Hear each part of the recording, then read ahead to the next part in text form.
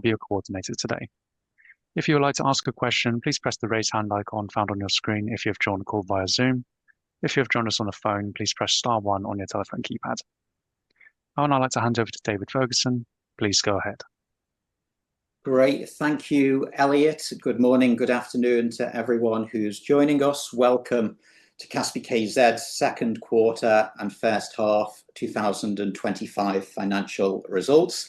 I'm David Ferguson from Kaspi, joined on this call by Mikhail Lomtadze, CEO and co-founder of Kaspi.kz, Yuri Didenko and Tengiz Mosidze, our deputy CEOs. So as usual, Mikhail will start the presentation, run you through an update on some of the key initiatives in the second quarter and first half of the year. I'll take you through the financial slides and then we'll open the call up to Q&A.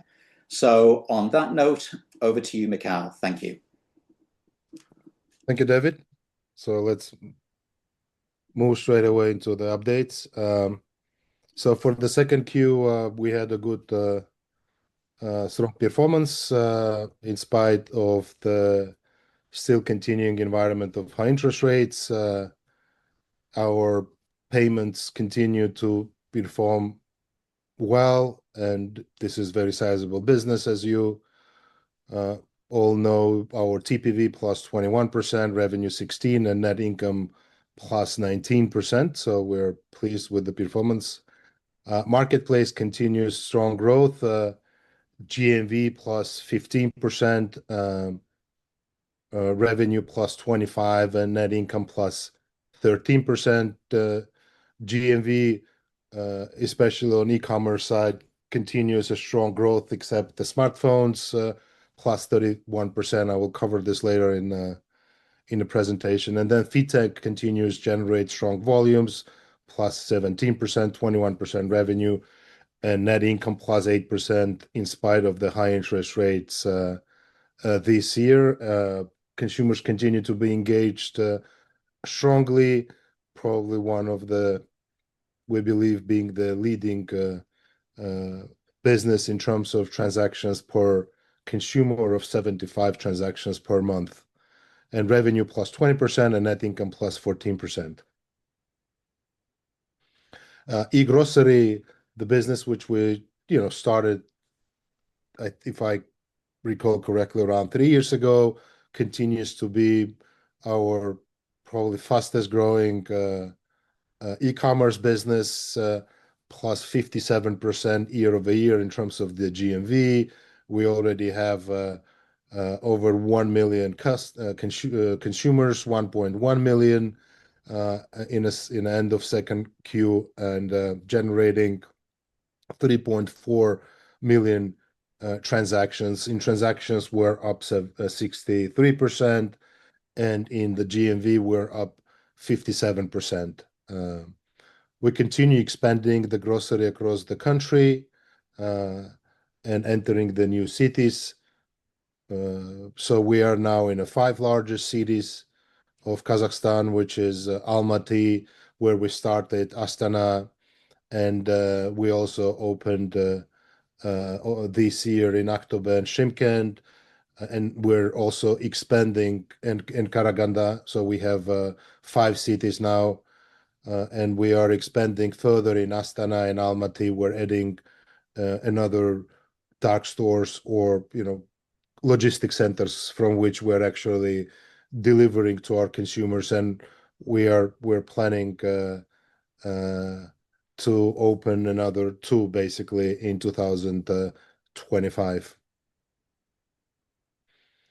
We have also introduced earlier this year a deposit on the fixed term deposit at a higher interest rate. So here we're giving you a bit of a overview of its performance. We're very pleased. This deposit has shown an extraordinary growth of 207% in terms of the amounts and 263% in terms of the number of customers, almost 160,000.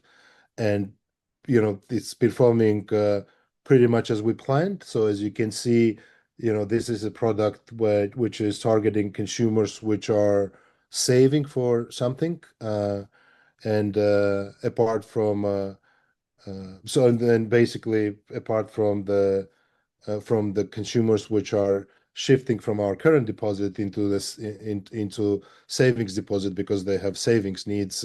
We also around the third of the volumes is actually a new inflow. So very successful product, and we truly believe that even though interest rates are high, today they will come down in the future, and we just continue acquiring consumers, and those are the consumers which eventually are transacting through our services because we are transactional business and we allow sellers to sell, buyers to buy. So when there are consumers with the money and savings, eventually they're spending those through our services. So really encouraging trends of the deposit products which we've launched.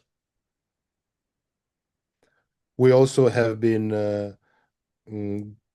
giving an opportunity to others to leverage our payment network, Kaspi QR, which allows our merchant partners to accept the payments not only from users of Kaspi.kz mobile application, but actually other of our colleagues on the market. So have seen very good results. The volumes are up 128%. We have processed in the second Q 3.4 million transactions. At the moment, we have 5 banks working with us, and as you recall, we also have integrated with Alipay, and through Alipay, basically, we're allowing our consumers to transact on their vacations in China or other locations where Alipay is functioning, as well as our partner merchants to acquire and to pay basically for the goods that they might acquire in China and then bring to Kazakhstan and sell through our marketplace. So very encouraged by those trends, and we'll continue to partner with other financial institutions going forward. But already it's a pretty good, decent result. We also are historically, as you know, we are building up on our payment infrastructure and the payment use cases. This is how we actually started our e-commerce business. This is how we've started our travel business, just taking advantage of building additional value through specific vertical related innovations.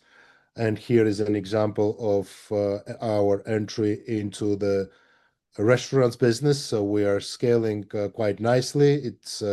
It's a very high growth, still not sizable in terms of the size because we have just launched it, but quite good, encouraging result. Net Promoter Score is very high from our customers and merchants. The functionality is pretty straightforward. You are, as a restaurant, you basically are reducing the time for your waiters to spend on bringing the receipt and so on. So they're focused more really on the serving. As a result, restaurants get more sales. This is especially in the peak time. So this is the biggest benefit for the restaurants. From the consumers, quite straightforward functionality. You just scan the QR code, which you have on the table, and you pay straight from our mobile application. And one nice feature, which is also part of the service, is you can actually tip the waiter. And the waiter is, waiters are happy because everything goes seamlessly. And so we're delivering the value for everyone involved in the service, in the restaurant itself, in the consumers, and for the waiters. So it's everybody working faster, more efficiently, and we enable our core competency through the technology, which is accepting payments fast and providing a very reliable service. We also have been expanding the suite of our advertising tools for the merchants. This business is growing really fast. And we have launched a new service for our merchants, which basically enables the merchants to provide the cashback sort of bonuses directly to consumers. Very simple service to operate. We have positive feedback from merchants. You can basically select the promotional terms, select the products you would like to promote, and then you just push the button and you can basically track the sales, uplift, the views, and other metrics related to advertising. So have been really well received. As you know, our strategy is always to be rolling out their services with the confidence that we deliver the value. So we're still in the process of scaling, but already have a very good results and engagement from the merchants. So this service continues to fuel our advertising services growth. So as you can see, our ad revenue has increased by 67% in a second Q. And yeah, this is one of the services which we're extremely happy with the trends and engagements, and more to come. We also have been describing and explaining to you during last call that we have growth of the smartphones has been temporarily impacted by the requirement of really the register smartphones, which is, in a simple words, it's quite natural.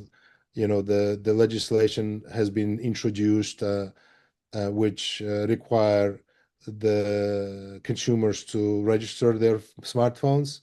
If this smartphone wouldn't be registered, then it basically becomes an operational brick. So from our perspective, this supply and the consumer demand disruption just happens temporarily, really. But we still would like to indicate that actually the growth of all other verticals in our e-commerce continues to be very strong. And without the smartphones, the growth is at 31%, which just an indication how underpenetrated e-commerce is and how much growth we have ahead of us. And things like beauty and personal care and clothing are growing 63 and 54% respectively, just telling you, that there is still more growth and the innovations we can do around specific verticals, but the smartphones, this temporary setback. But we also are not just sitting and observing. We of course are introducing the services for both merchants and the consumers just to give them peace of mind and understand that actually the phone is registered, and we have developed a service for both merchants and consumers to overcome this obstacle. So actually merchants, before shipping the smartphone through our e-commerce, they must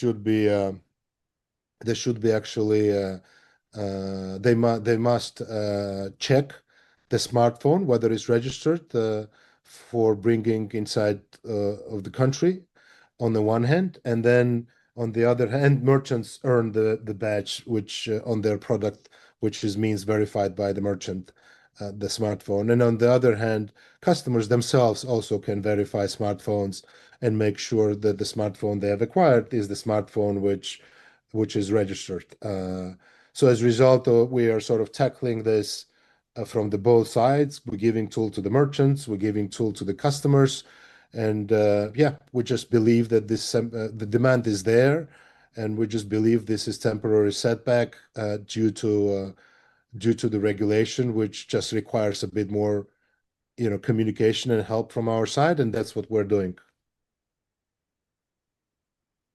We have also are very excited to introduce the new service, which is domestic tours in Kazakhstan.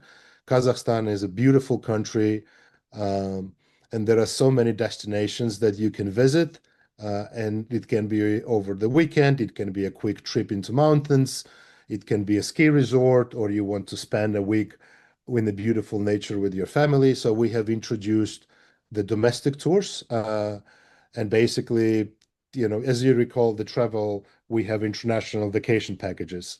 So that's is specifically targeted to promote beauty of the country, and we have developed the functionality which has been well received. You can choose the region and the dates. You can browse browse a list of offers, you can read the tour details and understand those better, and then you can seamlessly pay in our mobile application and you get confirmation for your vacation. So really nice tour. Obviously we've started from the low base, but it's 10x growth in June. It's the season now, so we observe quite the strong adoption. But again, this is the service which we will be purposely also promoting and building up. We are really honored and excited to promote the beauty of the country, and Kazakhstan is truly beautiful. Has so many beautiful locations to visit. So we're very happy and excited about this new business we have launched. David, back to you about the platform performances. All right, thank you, Mikhail. So just to run quickly through the financial performance of the respective parts of the business, starting with payments. Demand volumes remained robust and consistent throughout the first half of the year. Volumes up 14% year on year in the second quarter, up 15% year on year for the first half. Faster TPV growth versus volumes is a function of higher ticket size, inflation, up 21% year on year in the second quarter, up 22% year on year for the first half. So again, strong and consistent trends with, as usual, sort of three key products, Kaspi Pay, B2B, and bill payments all contributing. Take rate moved down, a function of mix effect, again, consistent with what you've seen now over the last couple of years. Basically, as QR grows in the mix, its take rate dilutive, but this is consistent with the long run trend. Payment revenue up 16% in the second quarter. So even with take rate dilution ahead of volume growth was 14% in the second quarter. So that also reflects both strong volume growth, but also good growth in liquidity revenue. And then again, as you've consistently seen with the payment business, strong top line drops through to the bottom line. So faster bottom line, high profitability and faster profitability growth, up 19% in the second quarter of the year and up 20% for the first half of the year. Moving on to marketplace. Again, marketplace demand overall remains very strong and consistent, up 35% year on year in the second quarter, up 36% year on year for the first half. GMV growth is lower than volume growth, although we did hold Juma in the second quarter and it was successful overall in the second quarter. Number one, we ran fewer promotional campaigns, and number two, as Mikhail talked about, declining smartphone sales down 17% year on year in the second quarter. That impacts GMV. It doesn't really impact volumes to the same extent, but smartphones are a higher ticket item, so it's more apparent at the GMV level. Despite that, strong take rate improvement being driven as usual by advertising revenue, delivery revenue, and revenue from classifieds. Take rate moving up 70 basis points year on year in both the second quarter and in the first half of the year. That will feed through to faster revenue growth. If you break it down by the respective marketplace segments, decent e-commerce GMV growth, up 22% year on year in the second quarter, up 23% year on year in the first half. If you exclude the smartphone category, e-commerce growth in the second quarter would have been up 31% year on year. Take rate moving up 120 bips in the second quarter and 130 basis points improvement year on year for the first half. So pretty decent take rate expansion.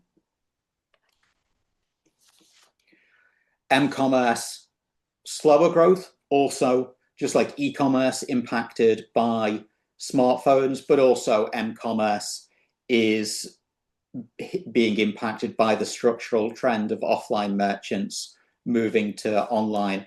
The beauty of our business model is we capture both, and M-commerce, actually that relationship with the offline merchants is a source of competitive advantage relative to online only merchants. So solid growth and solid take rate trends, around 9% in both the second quarter and first half of the year.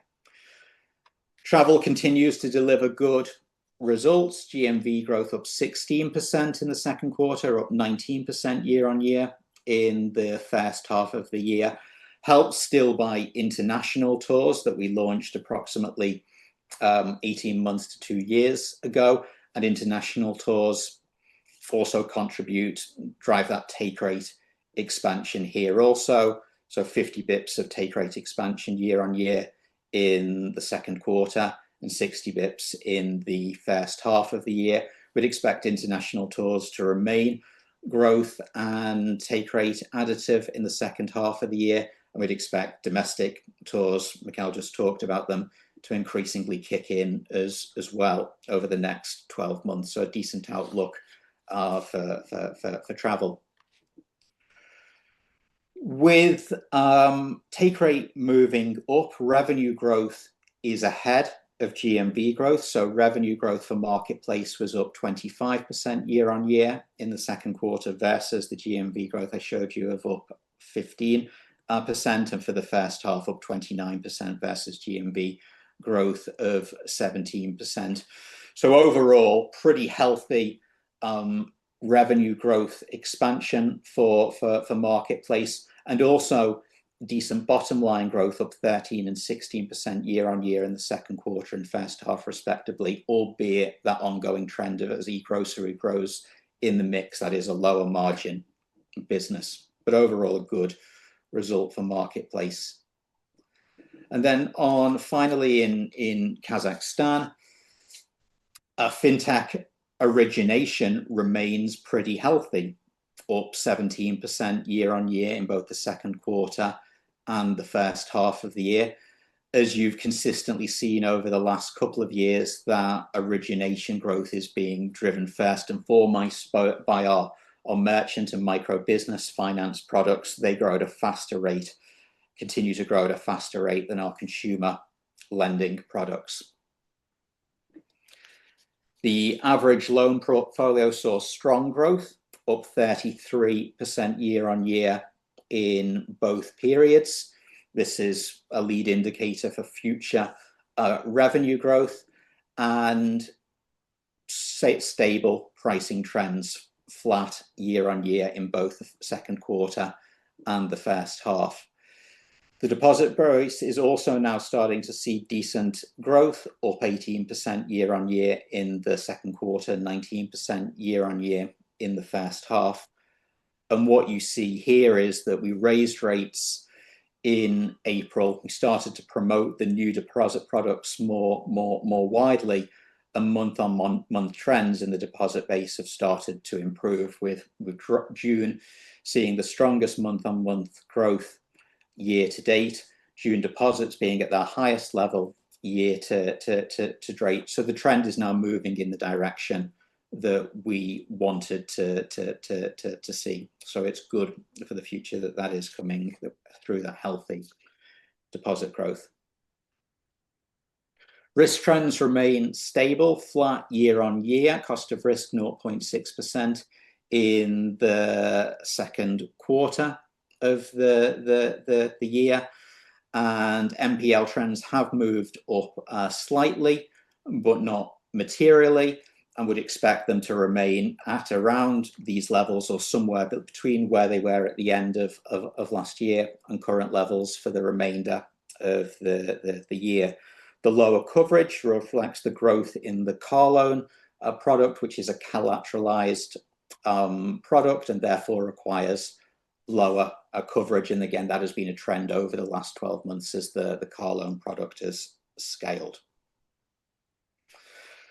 So a decent fintech origination and stable pricing trends that has translated into healthy revenue growth, up 21% year on year in the second quarter, up 19% year on year in the first half of the year. Higher interest rates have impacted bottom line growth, as we indicated they would at the time of our first quarter results. You see that up 8% in the second quarter and for the first half of the year. But the deposits are delivering what they're expected to do. They will help us capture more transactions or fund more transactions in the future. And if rates move down, fintech will be a dramatic beneficiary. Profitability will be a dramatic beneficiary of that. That wraps up the Kazakhstan side of the business. Moving to Hepsiburada in Turkey. Just to remind people, Hepsiburada published its financial results on Thursday of last week, so its detailed financials are available on the Hepsiburada Investor Relations website.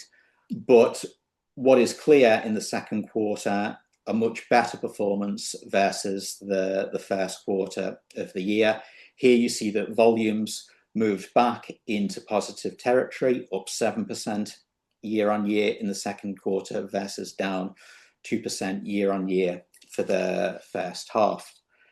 The combination of growing volumes and mid-single digit ticket expansion translated into decent GMV growth, up 16% in the second quarter versus down 1% for the first half of the year. This GMV growth is in real terms, is inflation adjusted, and overall is a reflection of recovery in the retail environment post-March, number one, company-specific initiatives, number two, particularly in the 1P side of their business, which grew faster than 3P during the quarter, and also favourable base effect. Second quarter of last year, or first quarter and second quarter of last year, were impacted by the timing of the election. The first quarter of last year was strong, tough base. With good and improving revenue growth, up 23%, helped by growth in 1P and helped by delivery initiatives, helped by the growth of the delivery platform.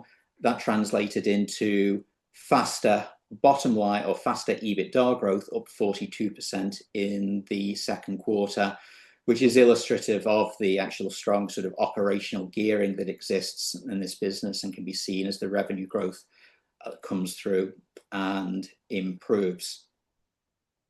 Net income was negative. Underlying sort of losses was small and declined materially year on year, 243 million lira in the second quarter, an improvement versus a loss of 434 million in the second quarter of last year. But also that's only around $6 million, but there are also some one-offs related both to credit provisioning. This is related to Hepsi's existing credit products, so this should not be confused with our planned acquisition of a banking license in Turkey and the products that we will launch in the future. That acquisition is still on track to complete in the second half, so it reflects existing product set and also one-offs primarily related to Hepsiburada International. But overall, good underlying trends in all aspects of Hepsi's business in the second quarter of the year. So for Kaspi.kz, the second quarter, exactly as we expected it to be, trends in line with our full year guidance, and also actually with Hepsiburada moving as we expected it to be, and its losses ultimately small in the context of Kaspi.kz, number one, and small in the context of the opportunity that exists in Turkey. Finally, guidance in Kazakhstan reiterated, the third quarter has started well, and we are on track exactly where we expect to be. And just to clarify on capital returns, as you know, we have always had and we continue to have an extremely cash generative business in our core market. We told you that this year was about making investments in international, Turkey, to ensure strong future growth for many years to come. We've made good progress completing the acquisition of Hepsiburada. The final payment was made in June.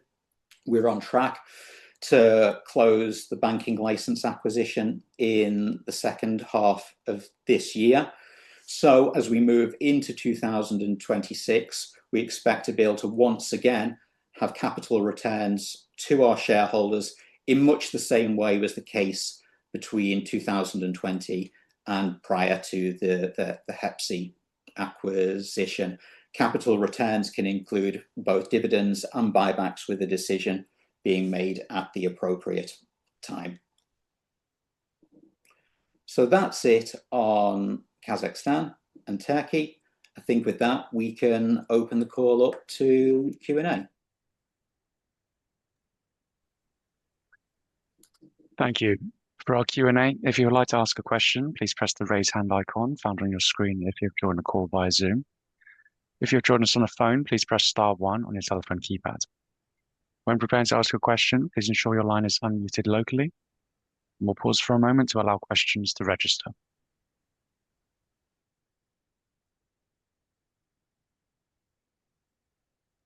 Our first question comes from Wayne Trin with Citigroup. Your line is open. Please go ahead. Hey guys, this is Wayne on for Ygal Arounian. I just wanted to ask about what you're working on in terms of product improvements at Hepsi. Could you highlight to us which ones are the most important and what we should expect as we progress through 2025 and 2026? Mikhail, do you want to provide a bit of color on some of the projects that are ongoing at Hepsi, please? Sure. Well, I mean, in general, I would say that our strategy is to introduce quite a lot of products which we have in our core market. Initial focus or the priority is still to make sure that existing customers and merchants are extremely happy with the current services. Just to remind everyone, our business model is, and our execution skills are really based on ability to innovate at unprecedented rates. If you look at the history of Kaspi and the things we have innovated around in a marketplace or fintech or the payments area. But in order for that strategy to be successful, it's super important that your current customers and merchants are extremely happy.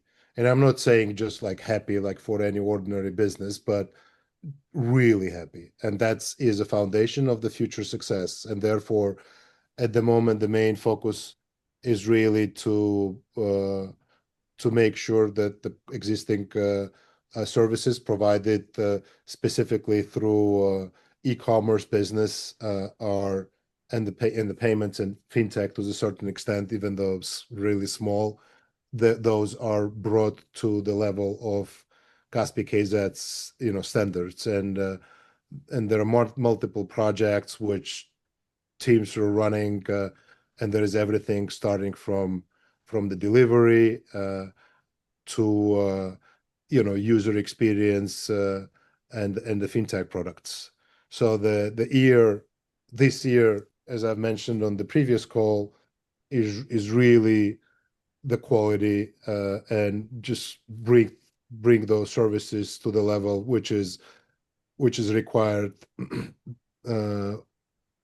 by the desire to innovate and all next services being a very high adoption. So the current performance is very encouraging. It results from some of the projects which have been already implemented or are in the process of being implemented and giving a very successful results. And you can see that in the growth acceleration in the second Q. But we're really are focused on the quality rather than the quantity still this year. So main priority again is core business, which is e-commerce and all the services around the e-commerce. And then and the rest, fintech side of things is the major innovations will be coming when we complete acquiring the banking license. Got it. Thank you. And then maybe a second one for me is how do you think about your growth initiatives in Kazakhstan, the opportunities that remain there, and how should we think about the progression of the restaurant business and maybe any other verticals we should consider?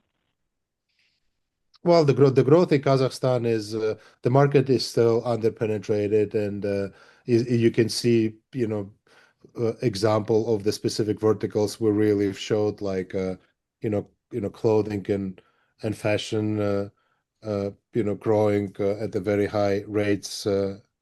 I think it's, what is it, around 60% or something we've showed. So that there is a growth, and what we are executing really the strategy, which is going after specific verticals. Again, this is something which we'll already have done before and also articulated. E-grocery is a strategy around specific vertical. Buying e-grocery is different from buying electronics, and travel. It's a strategy around specific verticals. The same now we're doing pretty much in all major verticals, and restaurants is one of those. It's a major vertical in the household spending. We've just launched a very simple sort of functionality which brings immediate value. In our estimate, in general, every sort of vertical we're entering, it has to be in the range of $1 billion size sort of market potential. Like that. The same was with travel, the same was with grocery. So it really applies pretty much to all major verticals. If we take a vertical specific strategy, that scale matters, frequency of transactions matters, and this is how we're picking those verticals to deliver the value. And again, we're working on the both sides always. Our business is to connect merchants and the buyers, sellers and the buyers, restaurants and their customers and our consumers from the mobile applications. And our technology enables just to connect them, deliver the value, and then on top of it, we can start bringing up some additional value-added services. In e-commerce, value-added services are around advertising, for example, and the same opportunities exist in restaurants. So we've just really started. We're rolling out at scale this infrastructure of, scan and pay and leave the tip, and then of course in the future some other added value services will come together with the restaurants. I mean, I wouldn't be really saying to you anything new, but the things which are related around in other businesses in the world exist around restaurants, right? Those are the reviews, those are the marketing campaigns, the loyalty programs, the cashbacks, and so on and so forth. So there is a really range of the services which we believe we can develop, but our priority is always we start simple, we deliver immediate value, we get sort of the scale, and then we start innovating by value-added services when both merchants and consumers are extremely happy with our base value proposition. And it's exactly the same strategy with the restaurants. It was exactly the same strategy with the marketplace, exactly the same strategy with the grocery, exactly the same strategy in Hepsiburada. We are really taking our time to make sure that our current offering delivers value, delivers the excitement to consumers and merchants, and then we build with our strategy then becomes, let's build on this and let's start this wave of innovations. And that's what we have done historically successfully. And this is the playbook which we employ always and every single time. All right, great. Thank you, Mikhail and David. Thank you. Great. Thanks, Wayne.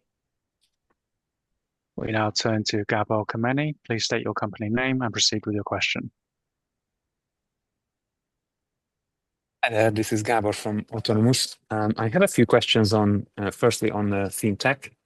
So I believe your funding costs increased, as you expected, relatively significantly in Q2, maybe around 13-14%, the blended average. Can you help us think about the outlook here? So how do you expect your funding costs to develop if rates stay where they are? My other question would be on asset quality. I noticed the uptick in the NPL ratio and that your quarterly provisions seem to imply a 2.5% provisioning rate. I believe you formally guided for 2%. Just some color on how you think about asset quality going forward.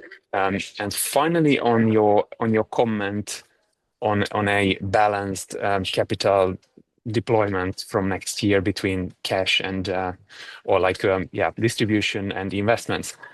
Can you help us scale the investments in Turkey beyond the banking business, the 300 million you indicated? And in relation to that, given the stock's valuation, at what valuation levels would you say that you rather allocate a substantial part or most of your free cash generation to share buybacks? Thank you. All right, Gabor, I can make a few comments on that. So cost of deposit funding increased 70 bips year on year in the second quarter. And the second quarter pretty much reflects the full impact, i.e. we raised rates not on the 1st of April, but very early in the quarter, and the new products are out there. So between that and around a sort of 100 bips level is probably a reasonable expectation in terms of how the cost of funding increases over the course of the year. So that's on your first question. And that's actually consistent. We said that at the first quarter results.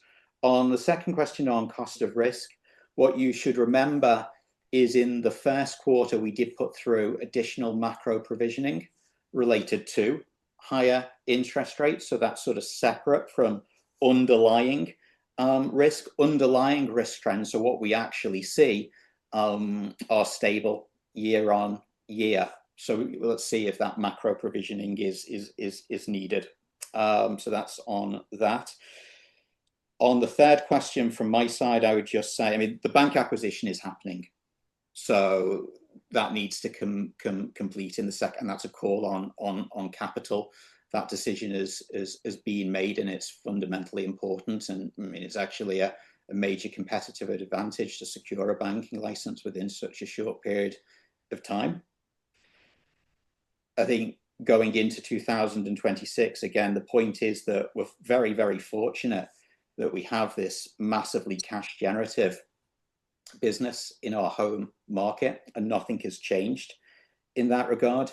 Now, I said a decision around sort of mix between, if there is a mix between dividends and buybacks, we make that at the appropriate time, and that's true. But I think it would be fair to say today, if we were making that decision today, there's an incredibly strong case for share buybacks, and I doubt we would see any pushback from anyone on this call around that. But we'll make that call at the end of next year, end of this year, beginning of next year. Okay, thank you. We now turn to Darren Peller with Wolfe Research. Your line is open. Please go ahead. Guys, thanks. Just real quickly, the smartphone impact, I know you called out the actual quantitative impact in the quarter, but number one, do you feel like the progress you're making on certain partners is going to help stabilize that? And should we just expect that to be something that anniversaries in a couple of more quarters, or is it a gradual impact that progresses in any way? And then when thinking about the marketplace segment, I know you talked about less promotions around Juma. Just curious what the dynamic where the thought process was there, and putting it all together, I mean, sustainable growth, you have some puts and takes this quarter. So sustainable growth, I mean, you have a lot of drivers that are being innovated right now that you talked about before, but help us understand your updated and latest thoughts on the recent growth trends, how you think about that segment over the next year or two, just given what's really in front of you going forward. Thank you. Do you want to take that, Mikhail, on the smartphones and promotional activity? Yeah, sure. I mean, Darren, in general, thank you for your question. In general, I would say we are trying to sort of explain, just showing the growth in other verticals, right? So, as we've explained, the growth in e-commerce without smartphones is 31%. So, it's really healthy sort of growth rates. And for example, clothing and the beauty are growing around 60% year over year. So I think it's a good indication of the potential really of the marketplace business. And the smartphones, the projections for what's going to the smartphones, I mean, we haven't been really in a similar situations before. So the only thing what we are doing is what can bring the results and what we can ourselves control, right? And what we are developing is a service which gives comfort and peace of mind to both merchants and the consumer. So demand for the smartphones, for example, is there. It will have to be satisfied at some point. I think we are doing the services which will enable to sort of cross this obstacle or doubt that consumers and merchants currently have around these devices. And we just believe on our side that this demand will have to be satisfied eventually. So that's basically where we are in terms of the smartphones, and we are doing our part of the job. Yeah, we're not over promising anything. What we're saying is we look at the consumers. This is our job, is to understand the merchants and consumers, because this is where our expertise is, and they do see the obstacle in their purchase decision, and we have developed the service which will enables them to overcome this hesitation to acquire smartphones, and hopefully the market, the trends will recover, because again, there is a demand. So nothing happened really with the demand. This is sort of the obstacle which was created with the introduction of requirement to register the smartphones. But again, if you take the smartphones separately, you can see that the growth, even in electronics, excluding the smartphones, growth on our platform is 26%. Home and garden and furniture, 35%. Clothing, 54%. So those verticals are growing really at the very healthy rates. And therefore, yeah, on our hand, we just believe that demand is there, it will recover, and we just need to do our job. And our job is to enable transaction between sellers and our partner merchants and the customers, consumers, and enable this transaction through the technology which we know how to develop, and the tools of data which we know how to use to help both parties. So that's what we're doing.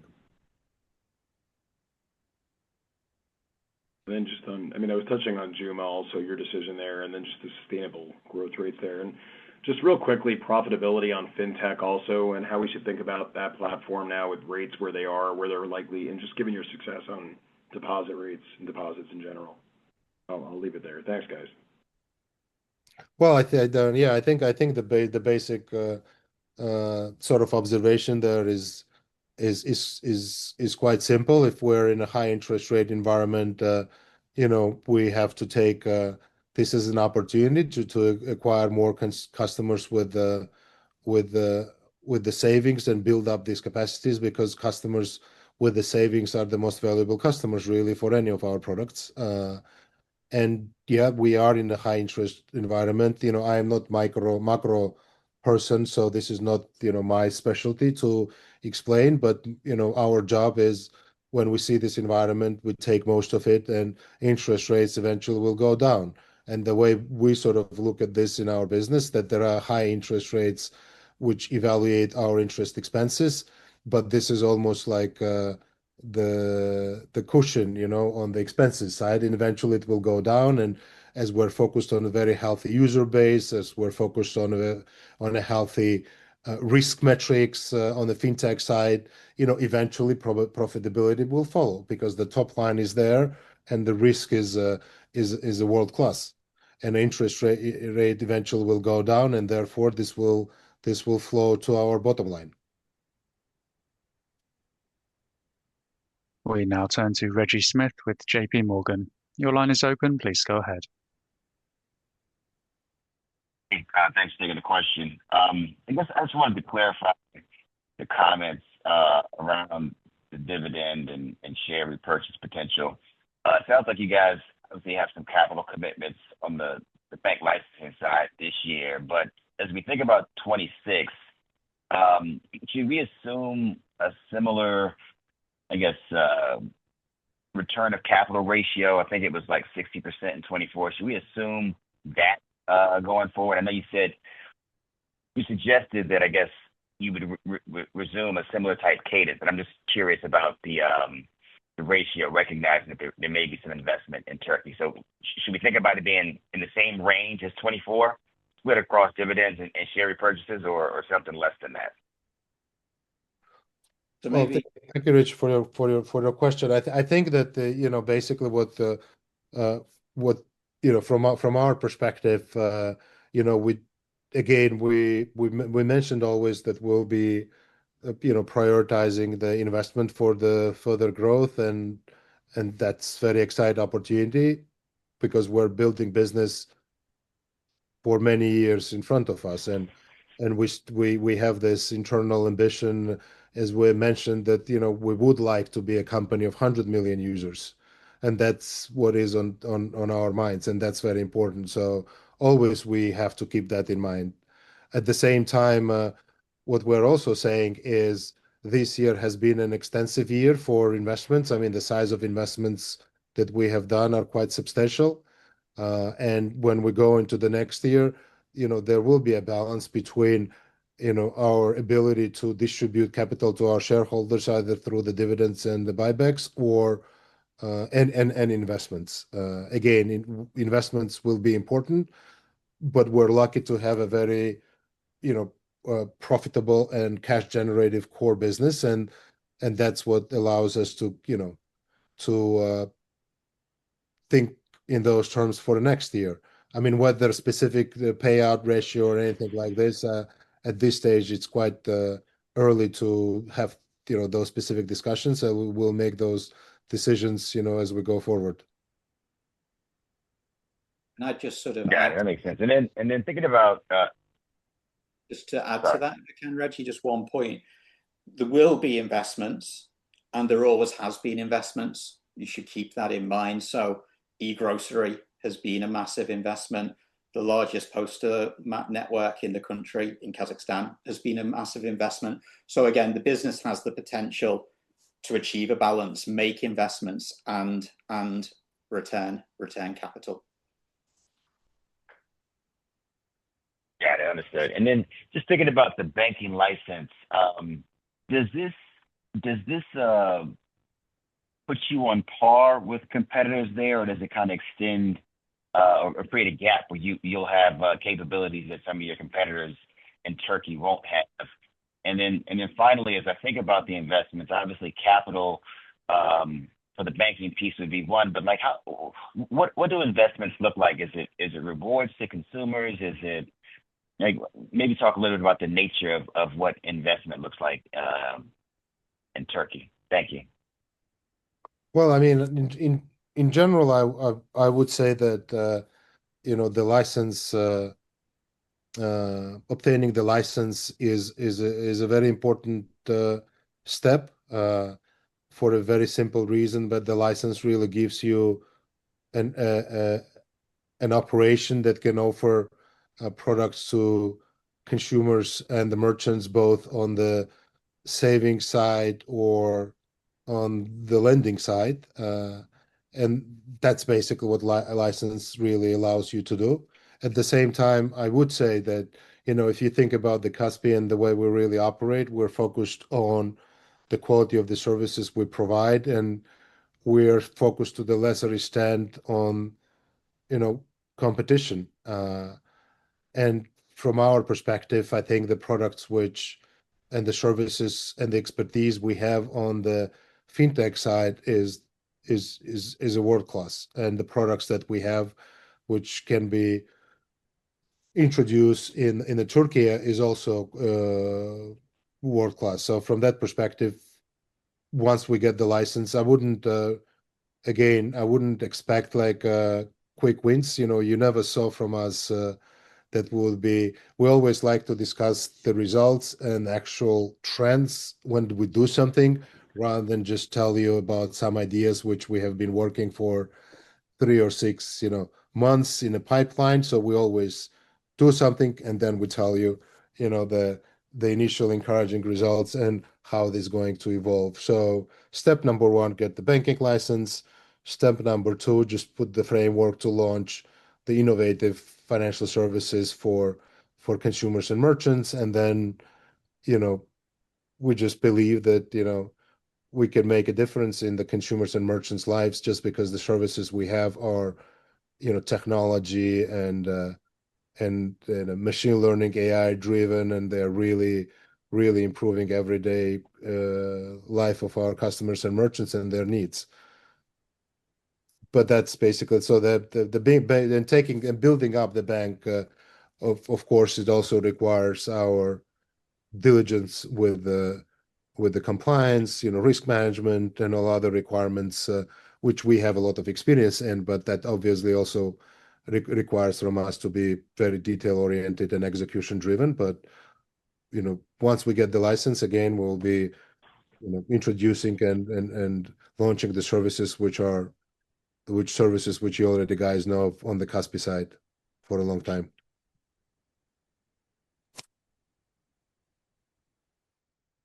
We now turn to Cihan Saraglu with HSBC. Your line is open. Please go ahead. Hello. Thank you very much for this call and the presentation. I have two quick questions. One is, in the past, you used to distribute dividends or announce the buybacks on a quarterly basis. So, based on your comments about resumption of dividends in 2026, shall we expect dividends to start in the first quarter of 26, or is that just a broad guidance? That's one. Second question is about fintech bottom line, which on a Q-on-Q basis seems to have grown despite the increase in funding costs. So you could explain what mitigated the increase in funding costs beyond volume growth there.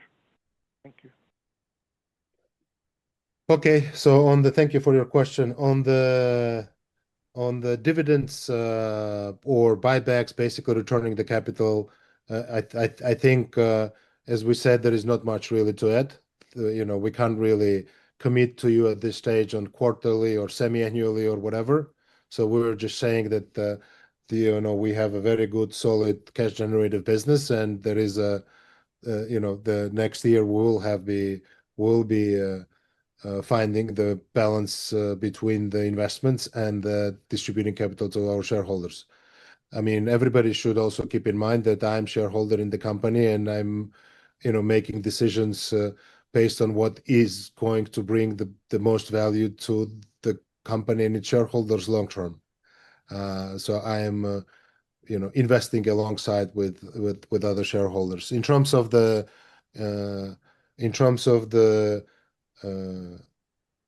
question about the fintech business, I think we did mention this before. Exactly what happened. The volumes increase. With the volume increase, revenue increase. With the revenue increase, profits increase. So the revenues just picked up in the second half, in the second quarter of this year, and I think we did have a discussion in the first Q about it. And volumes are nice, and therefore the profitability is following on the fintech side. But profitability would be growing much faster if interest environment would be interest rates will be smaller. So therefore, we're focused on the top line, and the bottom line will follow in the future. Has been our strategy always. Thank you. That's all the time we have for Q&A today, and I'll hand back to David Ferguson for any final remarks. Okay, so thanks, Elliot. We've got to wrap things up now. We have another meeting starting shortly. So thanks a lot for everyone's time today. Please feel free to get in touch if you have any questions. But thank you. Have a great summer, and we'll speak to you at our Q3 results. Thanks, everyone. Thank you, everyone. Have a good week. Thank you, everyone. This concludes today's webinar. You may now disconnect from the call.